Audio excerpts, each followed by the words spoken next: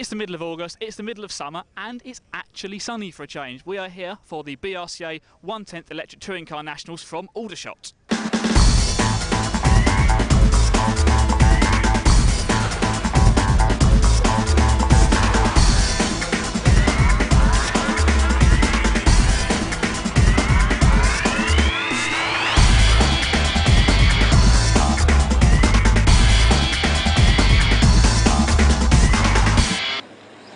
So qualifying is complete here at the Aldershot circuit. Let's go and hear from the pole sitters. And first up, it's modified pole sitter ELLIOTT Harper.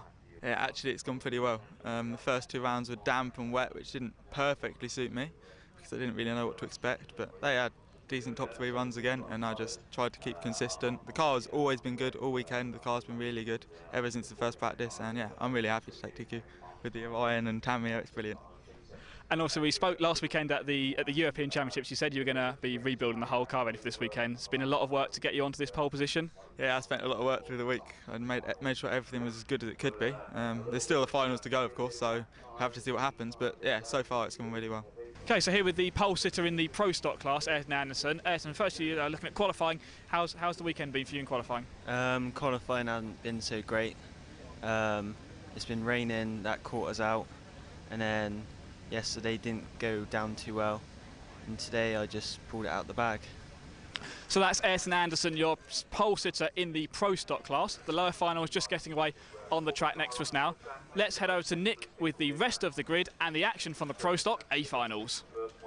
So this is how they line up for the Superstock A final. It is on pole, Ayrton Anderson, and a win in the overall race would give him the national title. In second is James Hart, third Zach Smith, fourth Ryan Edwards, fifth Ben Kane, and then David Hall, Alexander, Ben Bridger, and reigning champion Johnny Bowden. He might not be the reigning champion any longer after today. He's in ninth on the grid, and Darren Lee is in 10th. Away they go. Anderson leaps into the lead there, and he's followed quite closely by Zach Smith gets completely abused there by Ben Kane in the all-orange car, but it's Anderson from Hart as they go around this sweeping left, right, and Hart's completely lost, and he then slipped Ryan Edwards. That was a really messy piece of driving as James Hart lost it, but it's more his rejoining. That's really careless. That would definitely get a penalty if he'd done that in the pit lane of F1. That's an unsafe release of his own car, I think you'll find. Anderson, though, Ayrton is just streaking away with that, with no one really that close to him. He's got a little bit of a lead, I think, there on Ben Kane, who's managed to leap up to second, which is mostly because everyone else has hit themselves. The all-orange car, nice for us commentators, easy to notice. So it's Ben now in second, quite happily, but Ayrton is, you want to be careful doing that, but that double chicane down the bottom of the track, it's caught a lot of people out. You get the first curve wrong, you've no chance of getting the second curve right because you're in the air, and no car, even four-wheel drive, steers very well when there are no wheels on the ground. And that's Ben. Oh, that's massive bad. I think Ben Kane's thermal, or he may actually have a radio problem because his wheels are cocked. So he's had an electrical issue and dropped out of second place. Very bad luck. But Ayrton Anderson has made this first leg his own. This is probably the definition of an easy win. No one really pushing him as he comes round to take the spoils. The first leg win, and one more will make him the stock or Superstock national champion. So here they are now on the grid for leg two. Same order, obviously. Anderson, Hart, Smith, Edwards, Kane. Will it be as an easy walk in the park for Ayrton as it was before? Ooh, that was a very poor start there from, I think that may be Zach Smith. But there's carnage round there. And let Ayrton get miles away. That was a really, really messy start. I'd like to see again and see exactly what happened there, because there's still trouble at the back now. That's not really how to do it. We look round here and it's Zach Smith gets ahead, and then he gets collected by James Hart, and all hell breaks loose behind him as everyone tries to sort themselves out. But the big winner is Ayrton Anderson, because he's a long, long way away, and he can now really just relax himself into the rest of the race. He's got the pace, he's on pole, and he will become the national champion. This is being handed to him by the, well, I won't say ineptitude, but perhaps the generosity of other drivers in their attempts to try and get the car going fast. A lot of cars having trouble in the first lap. I think there's tyre temperature issues there, even tyre source issues. Now you've got Zach Smith trying to come back through the field. He's actually come behind David Hall. He's looking to get forward. Zach, obviously, another young man, raced up there at Ayrton has just had a much better run with the Hot Boys car than Zach has with the Associated.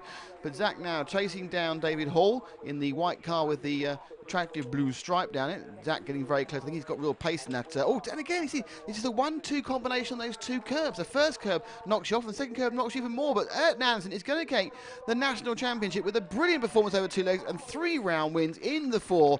That is a very, very happy man, a very, very happy family. Let's hear from him. So Ayrton, 2011 BRCA national champion. That's fantastic. Yeah, I'm speechless. Literally are speechless. So 2 fantastic A finals, quite an easy drive in the end for you at certainly the first one and the second one, in fact, just driving away from the rest of the field. Yeah, everyone crashed again, unfortunately, and I just went round smooth and done it again. And there's the proud father, Ayrton's dad. Of course, Ayrton was named after the 90s superstar Gillian Anderson of The X-Files. Not really, of course, he's named after Ayrton Senna. And I think, as I said, even at Halifax, Senna will be proud of the performance the young man he's putting in today. And in this leg 3, he has shot away into the lead, followed by James Hart, who's made a decent start. In fact, there hasn't been the normal carnage we've seen in the first 2 rounds, so Ayrton's only got a lead of about 5 yards. Everyone else has come around again, and then sharply in there. There's a lot of kind of over-aggression, I think, coming into that corner from these the 10.5 guys. They've been exemplary, actually, in the previous rounds, but they've obviously the first chance to get a bit of dry track for 3 races, as we see Ben Kane take a position, has obviously gone to their heads, and they've been a little bit wild. I think trying to get through, very, very busy, but it really hasn't affected the overall lead. It's Ben now doing a little slow motion overtake. Nice move there, slightly wide, and he just comes up and then uses the power to blat up the straight. Anyway, so back to Ayrton. Ayrton is now making it 3 legs out of 3. Didn't need to start this one, but obviously, you know, you've paid your money to get to Aldershot. You may as well have as many races as possible, and he has proven that himself and that Hot Bodies car are an unmatched combination, so much so that he's now won 3 legs and he's also won 3 rounds, and he is the British Superstock Touring Car Champion of 2011. So for the overall result and winning the round and the British Championship, it's Ayrton Anderson with his Hot Bodies. Ryan Edwards is second, Zach Smith third, Johnny Bowden fourth. The reigning champion is no longer the champion after 2 years of winning the championship. It's too many champions, isn't it? Then David Hall, James Hart, Alexander Gardner, Ben Kane, Ben Bridgewater and Darren Lee. So while the guys get ready for the modified finals here at Aldershot, let's have a talk about the timing systems. We've seen loads of really close times throughout all the BRCA events this year, but just how do they get that accurate timekeeping done at the BRCA national events? So inside each car there is a transponder. It's a little electronic bug which sends out the driver's number as it goes around the circuit. That is picked up by the timing loop as the car goes across each lap, the start-finish line. That's then interpreted by the computer system in race control to give everyone's lap times and work out the overall positions. Now, as well as the results which then get posted in the paper format on the results board, which all the racers check, there's also an online service the BRCA have incorporated this year. Let's go and talk to KRIS, who developed the system. Yeah, it was actually developed for West London Racing Centre. Used to be quite involved with that club. My background is IT and website development, so saw the opportunity to develop a website and basically give something back to the racers. And the BRCA have now adopted that and started using it for every national. So it doesn't matter how accurately the drivers set their times and how well all the results are published. What matters is how if their cars pass scrutineering after the race. So we just had a heat finish on the track here, and you can see all the drivers are now starting to put their cars into the scrutineering area below the driver's stand. The weights checked on the cars, the body shell height, make sure all the parts on the car are legal, the motors and batteries, but also the tyres. Drivers are allowed to use 3 sets of slick tyres for a race weekend. If it rains, they're allowed to use wet tyres as well. Let's go and talk to race commentator Chris Kennedy about tyre strategy. I think the tyres is everything. You know, you can get 80% of your setup with tyres, and tyre management is probably critical when it's this close. Touring cars at this level with the top drivers, it's, you know, thousandths of a second between first and second, and in qualifying it's so important. So what they tend to do is they rotate tyres and they try and save their tyres for the finals, because once qualifying is over, as we saw at Halifax in the last round, it was like being out on a wooden floor with socks on. You know, it was so slippy. They saved a lot of the tyres for the finals but couldn't use them because it was wet, so they were on wet tyres. But when you're in dry conditions like we've got today, tyres are critical, and a lot of drivers, once they've burnt a set of tyres in, they'll take them off and burn another set in, and they'll save those tyres for the finals. So that's how we time the cars around this fast Aldershot circuit, and how the tyre strategies might come into play in the finals. Let's head over to Nick now for the action from the modified A finals. So this is how they line up for round 4 of the modified A final here from Aldershot. On pole, it's Elliott Harper with the Tamiya. Second, Kris KERSWELL with the new Serpent car. Third, Chris Granger, the multi-reigning ruling champion in the Schumacher. Andy Moore with the Hot Bodies in 4th, man who, of course, who can win the championship today. Ollie Jeffrey in 5th, the Associated. Then Johnny Ayres, Stefan Jodowski, Alan Bickerstaff, John Pape, and the star of Halifax, Brian Aldridge with the top Photon. Away they go. Harper makes a clean start. And it looks like up the inside of KERSWELL. It looks like Kris Granger's managed to get into second. Nice fight around that first corner. Difficult start. This is the start-finish line. That's where they'll finish the race. It's not the same place as the grid. So away, Elliott makes a nice clean start. It's Granger in second. Just losing it there. I think it was Andy Moore going up the inside of Kris KERSWELL through that bottom corner, and then Moore bumping and boring behind. But Elliott's got away nicely. In second place, it is the reigning champion. It's Kris Granger, and behind him is Andy Moore. Elliott, with the Tamiya, looking very assured at the moment as Andy now chases down Kris. And he's had a good series, he's had a good season, but he's not prepared as well at Aldershot as the other guys. They've all practiced here. Andy had food poisoning, came back from Thailand, and then a lot of other commitments in his professional career. He's a professional racing driver, that's what he does.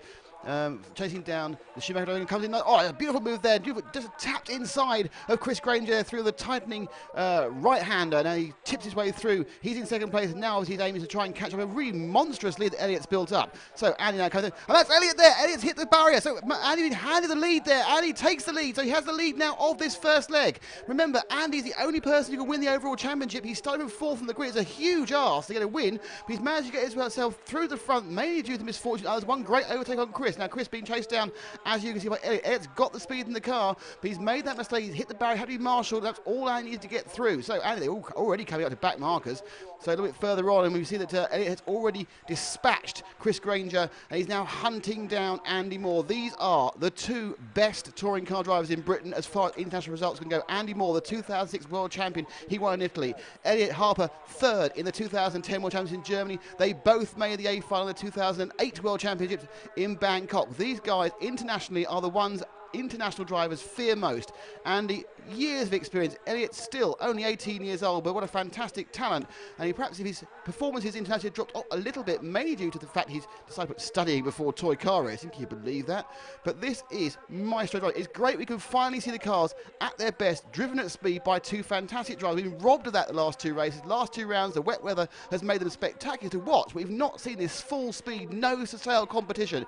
Andy now looks like he's holding back. He's experienced enough to know, and Elliott is talented enough to know he can't push his way through. It's going to have to be a clean pass. Can he find the space? He got more speed. I'm sure Elliott's got more speed than that time than Andy has in the HB, but the hot bodies car of Andy Moore has been driven by a man who has years of experience. He has European, he has world titles. He knows how to hold off a man who's coming through. He can hit the apexes. Elliott would have to put, oh, just about right. Then coming in, side slash and side bounce. That is an amazing performance. That is superb driving. And look at this, they're going around to the last couple of laps. It's the last lap, in fact, so just 3 or 4 corners for Andy to hold off Elliott. And they've got to get through back markers. Good work by Chris Kennedy, telling the people, and Andy Cross, he's going to win! Fantastic result for the Hot Bodies driver. From 4th on the grid, he's halfway to the British Championship.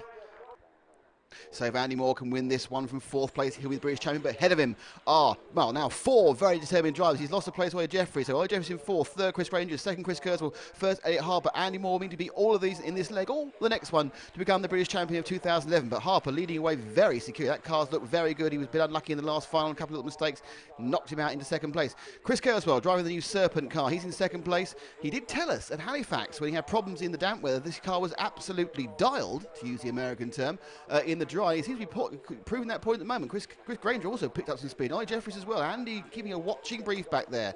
So we've got Elliott Harper makes it. Oh, a little mistake from Elliott there. He's actually lost it. So Kris KERSWELL takes the lead there. I think Elliott got a double curb bump. Let's look again. Yeah. First curb took you on the wrong place. 2nd curb, he just couldn't hand it. Luckily, not a major disaster. There was a small amount of space. That's Kris KERSWELL, the 2010 12th European champion in stock classes. He did a little mistake there. He moves out wide. Oh, Elliott, brilliant move there. Oh, and look at that. Just a tiny mistake from Kris. Oh, and the massive mate behind us. Well, that's a huge incident, about a lap and a half there. Time mistake from Kris. In came Elliott. Then as Ollie and Kris tried to get past and make an advantage of it, they both took each other out. So now the order is completely reverses. Kris rolls away and loses space, but still holds second. So it's Elliott Harper leading by a reasonable distance from Kris KERSWELL, from Andy Moore. Andy again benefiting from that coming together between Kris Granger and Ollie Jeffries. He's now in 3rd. But now Elliott's made a mistake, and it's 1, 2, 3 in the same frame. It's KERSWELL hunting down Harper. I think Moore's going to try and pick up the pieces because I don't think he's actually got the pace of the other cars. He's just benefiting from his mistakes. And KERSWELL's hit Harper, and he's waited, and that's handed the lead to Andy Moore. Andy Moore again. Here it's 2 more places. Kris just touches Elliott, and very polite there, waits for the marshal, but it's meant that Andy Moore has taken the lead and the chance to become the British champion. Behind him, Ollie Jeffries is too far away. There is only 4 or 5 more corners to go, and Andy Moore is going to become the British national champion for 2011. With some masterful driving. That is a crowning glory for Britain's best touring car driver internationally over the last 10 years. He must be very, very pleased. Let's hear from the man himself. So Andy Moore, 2011 BRCA national champion. It's really been up against it for this event. You went to Thailand for a meeting out there and then missed the practice rounds here because of illness, and then you're in Austria last week for the Touring Car Euros. But it's all come together this weekend. Yeah, I mean, it's ended up working out really well. Obviously, I was away with other racing commitments and not able to come and do the testing that some of the other guys have done.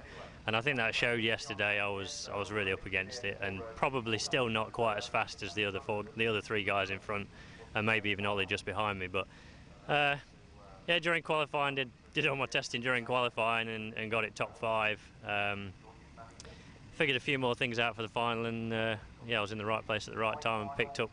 Well, the first run was pretty good anyway, because I made a couple of manoeuvres and then picked up the lead when Elliott crashed, and then, like I say, I was in the right place at the right time in the last one. So, yep, all worked out pretty well. So the fight is on for the minor places at this event, as it will be the minor places in the National Championship. Andy is the champion, and they go sweet on the first corner. Oh, nasty bit of a snap oversteer, snap understeer, and a real tank slapper there for Kris KRSWELL, and he's sliding off the track. But in the lead, as he has done in every single race so far, it's Elliott Harper. Elliott from Chris Granger, Andy Moore is in 3rd, and Ollie Jeffries, the associated, is in 4th. Will Andy be able to inherit another win from this odd, topsy-turvy, very exciting Aldershot meeting? Andy Moore has won it to become British national champion, but he's now taken the lead of this leg. And oh, well, the first bit of bad luck for Andy Moore, a strange grip roll spin there, but it's not really going to matter, is it? Because he's already won the national championship. But out front, it is Chris Granger, again, showing some great 3rd leg recovery. He was unlucky in leg 2 going well and had it coming together with Ollie Jeffries. We saw, of course, in leg 3 in Halifax how much quicker he was when he made a slight change of setup. So, again, a last leg comeback for Chris. He won the first round in West London, and we all thought, oh, he'd come for a 7-peat, but no. He's going to come through, and he may well win this leg, and therefore I think he'll probably get 2nd overall, but that's going to be the scant reward, because he's not any longer going to be British champion. That's Andy Moore. But Chris Granger, a fantastic British champion. I'm sure he'll be back in the future, but for now he has to take the leg win, but he is not the British champion, because that is Andy Moore. And if we look at the overall results, Andy Moore wins the round and he wins the championship. Chris Granger picked up 2nd overall with that result in the 3rd leg. Elliott Harper 3rd, despite leading every single round. Ollie Jeffries 4th. Chris KRSWELL must be disappointed with 5th, after qualifying 2nd with the new Serpent car. There's Johnny Aird, Stefan Josky, Brian Elwood, Alan Bickerstaff and John Pape bringing up the top 10. So that's the finals action wrapped up here from Aldershot, joined by the 2 BRCA national champions for 2011. We'll start with Ayrton.